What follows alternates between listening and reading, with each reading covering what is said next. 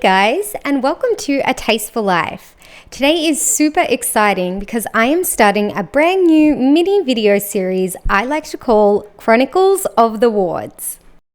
So essentially, Chronicles of the Wards is going to entail a whole bunch of different recounts of things I experienced as a patient in hospital. Now, the majority of the time I was in hospital, it was on an eating disorder ward, so many of the stories are going to come from there. However, I call it Chronicles of the Wards because I've also been in emergency and short stay, general medical, ICU, and the cardiac ward. So this just kind of covers anywhere and any stories I can remember.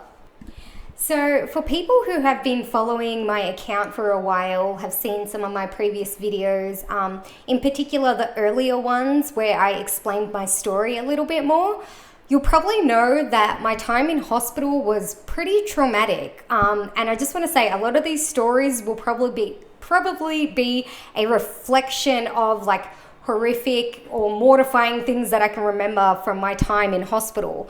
However, I've tried to give it a little bit of a balance, and I've tried to think of the more lighthearted or fun or funny moments that I've had in hospital as well. So because like 95% of my time was miserable, I'm trying to include the 5% that, made me smile or laugh in that moment that kind of got me through the harder times. And that's kind of where I want to begin today. So I want to start this series off on a lighter note and not make it too intense too quickly. So today's story is actually one that is a little bit funny, but mostly just awkward. Okay, so before we begin the story, let's go and give ourselves a little bit of context here. So at the time this story occurred, I was staying on the eating disorder ward. Now, in the hospital I was at, the eating disorder ward is parallel to the neuropsychology ward.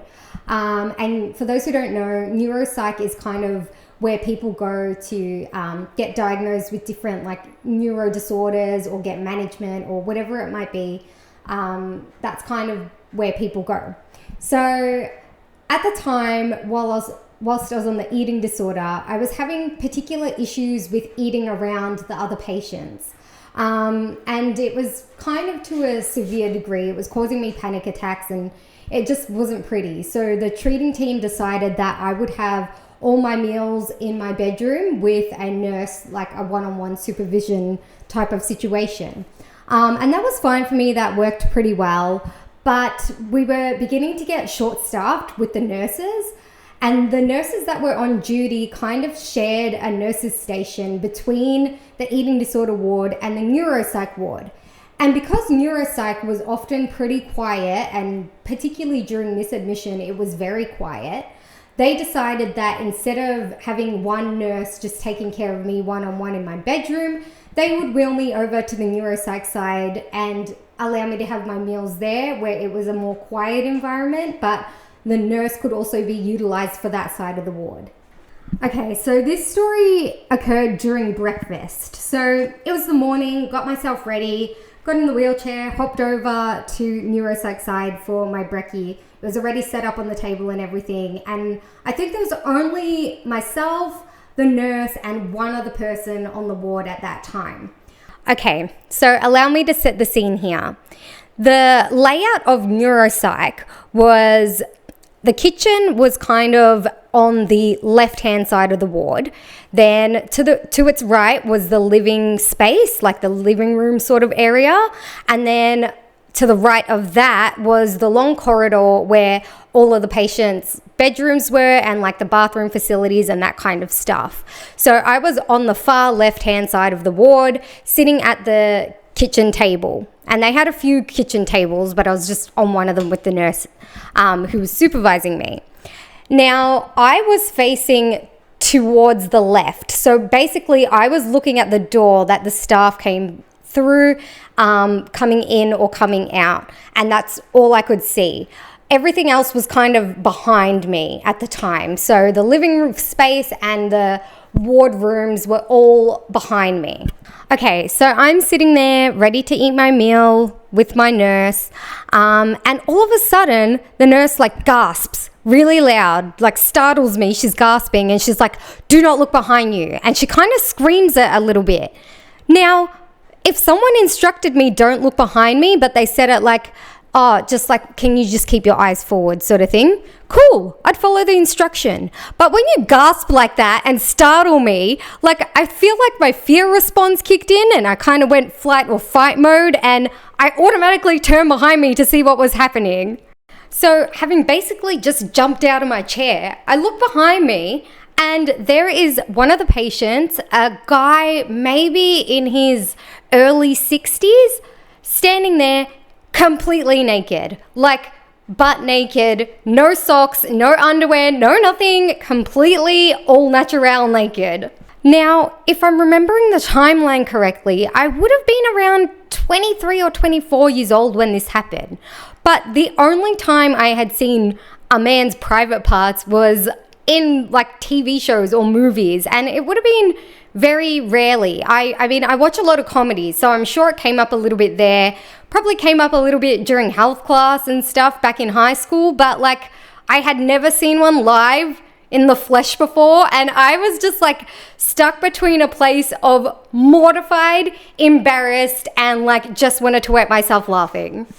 Now, for as shocked as I was, I knew I had to act with like sensitivity, because the thing about neuropsych is they are suffering from neurological disorders. So it could have potentially been that this guy had dementia, and like it's just very sensitive. He obviously did not do this intentionally. He was very disoriented. He was confused about what was happening, and he just happened to unfortunately walk out from his room, through the corridor, through the living room space, to the kitchen, completely naked.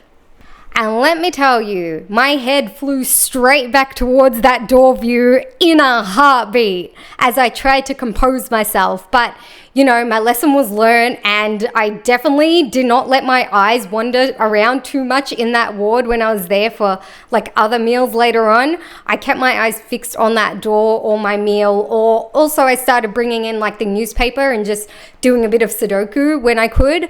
But yeah, that was definitely not what I was expecting to see when I looked behind me. So I guess the takeaway is to listen to people when they say don't look behind you. But also, equally, the takeaway is maybe don't gasp and yell it in shock horror, and just try to remain calm and say it in a really nice way so people can follow the instruction without getting that urge to just look straight behind them. And look, I know it's not a massive thing and it's not a massive deal, and like a part of it's a little bit juvenile the way I reacted, like hee sort of thing, but honestly, I had not seen one in real life. So to me, it was like a moment.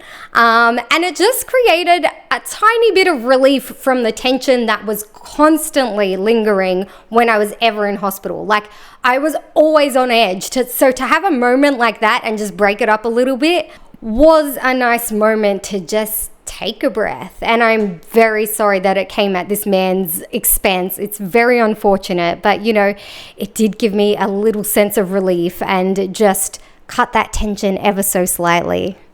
So I hope you enjoyed today's story. Like I said, there are many more to come in this mini series, but they may not all be as relaxed as this one was. So have a great day and talk to you soon. Bye.